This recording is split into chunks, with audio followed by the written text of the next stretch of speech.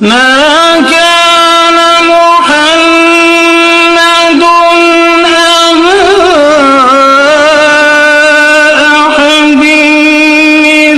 رجالكم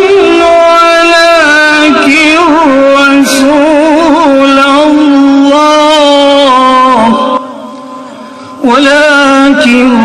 رسول الله وخاتم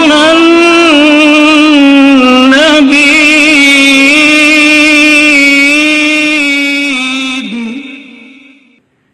حدیث آج کی کہ تم میں اچھا انسان کون ہے اور برا انسان کون ہے۔ حدیث سماعت فرمائیں۔ عن ابی ہریرہ رضی اللہ عنہ،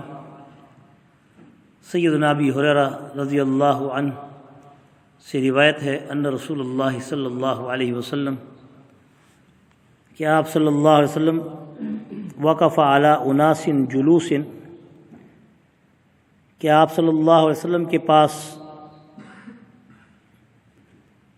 حضرت ابو ہریرہ کہتے ہیں چند لوگ بیٹھے ہوئے تھے، فقال، اور رسول اللہ صلی اللہ علیہ وسلم ان کے پاس آ کے وقف علی اناس جلوس، حضور علیہ الصلوۃ والسلام ان کے پاس آ کے کھڑے ہو گئے اور ارشاد فرمایا، الا اخبرکم،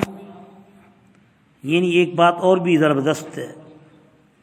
کہ جس سے ہمیں صرف حدیث کے لفظی ترجمے سے بہت سے مسائل ملتے ہیں کہ جب کبھی کوئی اکٹھ ہو، مجمع ہو اور دین کی بات کرنے کا ماحول ہو اور نماز کا وقت ہو اور وہ بیٹھے ہوئے ہوں تو انہیں آپ اچھی بات کہہ کے دین کی طرف متوجہ کریں، فوری طور پر ان کو آرڈر نہ دیں کہ اٹھو نماز کی چلو، انہیں اچھی بات کہو، سلام کرو، ان سے پوچھو کیا حال ہے، طبیعت کیسی ہے، ٹھیک ہیں، آپ فارغ بیٹھے ہیں، آئیے نماز کے لیے۔ تو آپ صلی اللہ علیہ وسلم بھی ایسے ہی اس قوم کے پاس جو بیٹھے ہوئے تھے، آپ ان کے پاس کھڑے ہو کر کہنے لگے، الا اخبرکم بخیرکم من شرکم، کیا میں تمہیں نہ بتاؤں کہ تم میں بھلا شخص کون ہے اور برا شخص کون ہے؟ قال، تو ابو ہریرہ رضی اللہ تعالیٰ عنہ فرماتے ہیں کہ صحابہ رضوان اللہ علیہ اجمعین فسکتوا، وہ خاموش رہے، انہوں نے کوئی جواب نہیں دیا۔ فقال، پھر آپ نے فرمایا، الا اخبرکم بخیرکم من شرکم، کیا میں تمہیں نہ بتاؤں کہ تم میں بھلا انسان کون ہے اور برا انسان کون ہے؟ پھر آپ نے فرمایا تیسری مرتبہ، ذالک ثلاث مرات،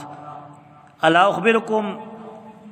بخیرکم من شرکم، کیا میں نہ بتاؤں تم میں خیر والا شخص کون ہے اور برا شخص کون ہے؟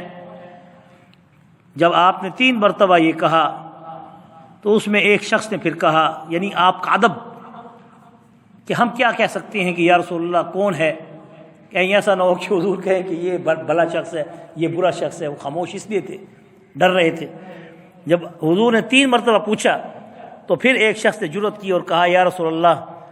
ضرور بتائیے، بلا بلا یا رسول اللہ، بلا یا رسول اللہ، ہاں ہاں یا رسول اللہ بتائیے کہ ہم میں بھلا کون ہے۔ اخبرنا بخیرنا من شرنا، کہ ہم میں اچھا بھلا شخص کون ہے اس کی ہمیں خبر دیں،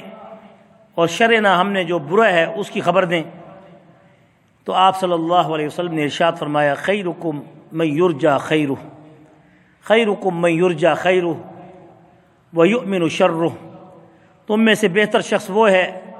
بھلا شخص اور اچھا شخص وہ ہے کہ جس سے لوگ بھلائی کی امید رکھیں،